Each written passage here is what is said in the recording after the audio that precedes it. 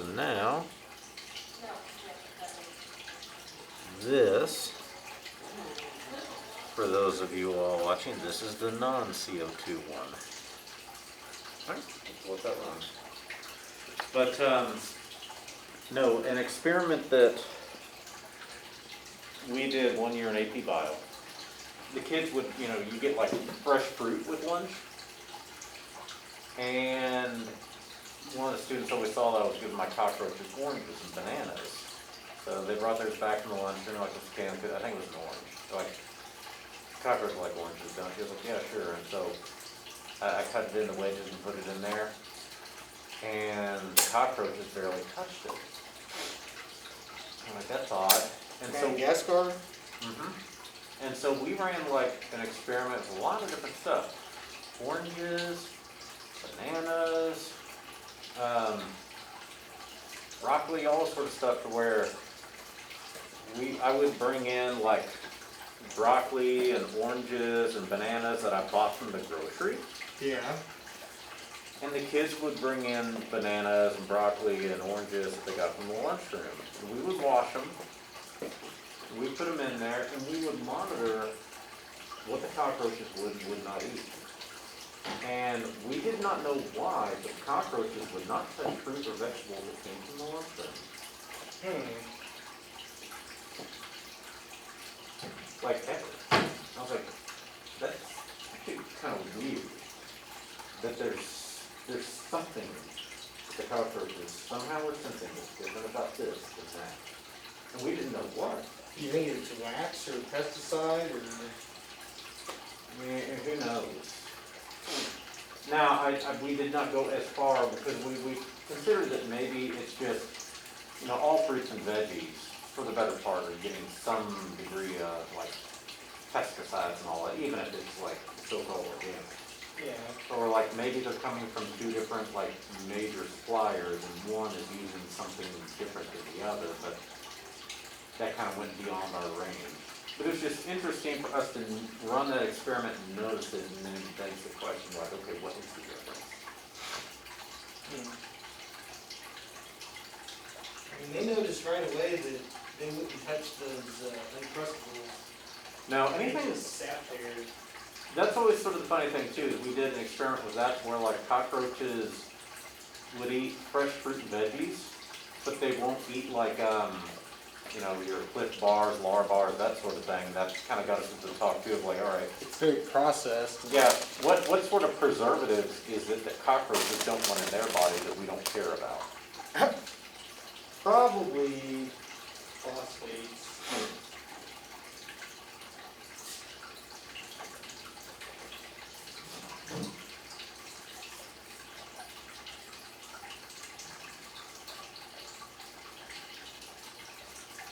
I got some big pregnant females in there. I got one here. Oh my gosh. I'm gonna see how long she is. She's a big one. And there was something else too, the kids were asking me like, hey, cockroaches' ability to hiss, Yeah. is that learned or is that innate? And again, this is the type of stuff where like we could look it up. We're like, I don't know. How would we test that? And so when a cockroach had babies, we actually separated them. We had like 10 to 20 different containers with an individual baby cockroach. Yeah. And we started this in the fall. So it wasn't until, I want to say it was March, April. The question came up in the fall, and like, well, we won't get into ecology and animal behavior until the spring anyway. So let's run this whole thing. And so by then, they were of like an adult age. We could tell which were the males, which were the females. And we did run an experiment where we just kind of did all sorts of different combinations. It's like, okay, what happens when you put a male that's been isolated around a female that's been isolated? What do you do when you put a male that's been isolated around a female that has been in the group?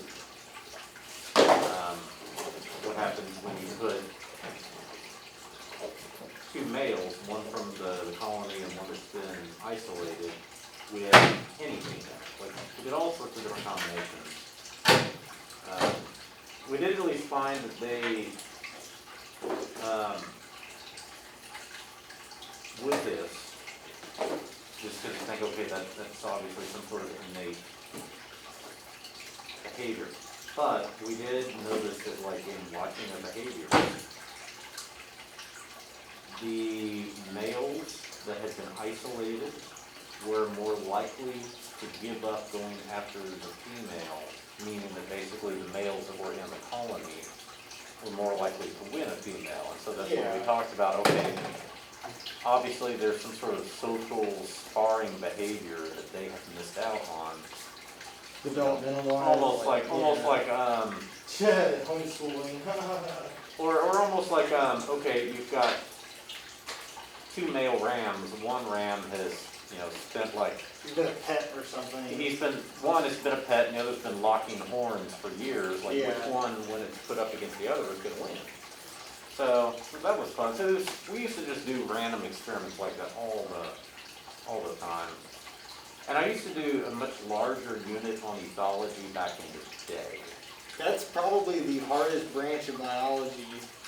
I mean, other than really small molecular stuff, ethology is very difficult to quantify. Well, yeah, and that's kind of what we have to talk about is, like, there are some biologists that, like, heavily scrutinize ethology because they feel like it anthropomorphizes the behavior of animals too much, combined with the fact that, so much of it is just colloquial observational data. It's like people like Jane Goodall or Diane Fossey who've been observing, gorillas or chimpanzees for decades, but basically all you've done is you've recorded a journal of your observations, and that can be subjective based on the viewer. It's not as quantifiable. But at the same time, so much of that behavior is, when you're studying animals in captivity, you have to factor it in.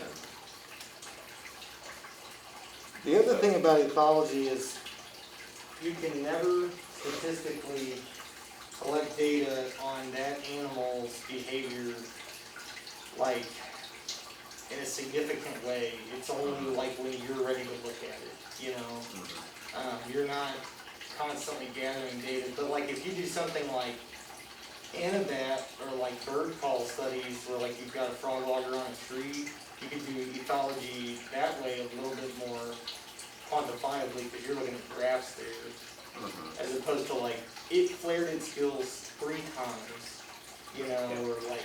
Well, and that's even still when you get into, like, looking at human psychology versus clinical psychology. Right. One is measuring, molecular concentrations of certain neurotransmitters, whereas the other is based on, it's almost more like sociological. Yeah, it's just aspects. anecdotal, like, here's what happened.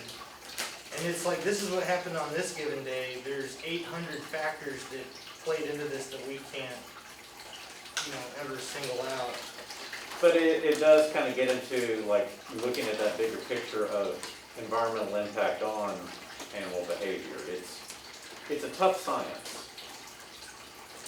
But, I used to take these students, my AP students, up to the zoo for the day because my friend Dave Hodge he was the large cats keeper as well as the bears, so he was like one of the main zoo curators.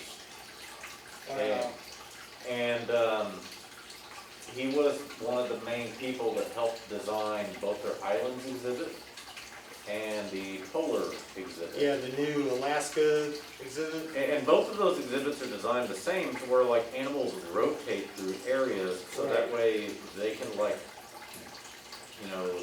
pick up the scents of others and stuff like that. So when I would take the students up to Louisville Zoo, he'd be able to kind of take us behind the scenes in both of those areas and kind of show us like, here's what the design behind here looks like. Because when Louisville Zoo created Islands exhibit, that was like one of the first of its kind, where I remember that, yeah. others from other zoos would come and actually like see how does this work behind the scenes. Because really folks weren't doing it at that time, because it's like, oh, once this animal is in its container, that's sort of where it sticks. Oh, we got some floating. Yeah, our gorilla exhibit, that was pretty groundbreaking too, because they rotate them a lot. Is this yours? Does this go to your camera? Yes. Oh, okay. I was wondering. Looks like we still got 3 sitting down there, but the other 7 are up. Yeah, this It happened a lot faster than I thought it would. That clock is stuck. Well, like I said, I mean, when we upload these 2 videos for students to figure the time, I mean, you can just look down at the, Right. where's this at in the video, how many minutes? Because I was like, we didn't set up a timer. I was like, well, it won't matter once we post the video. Yeah.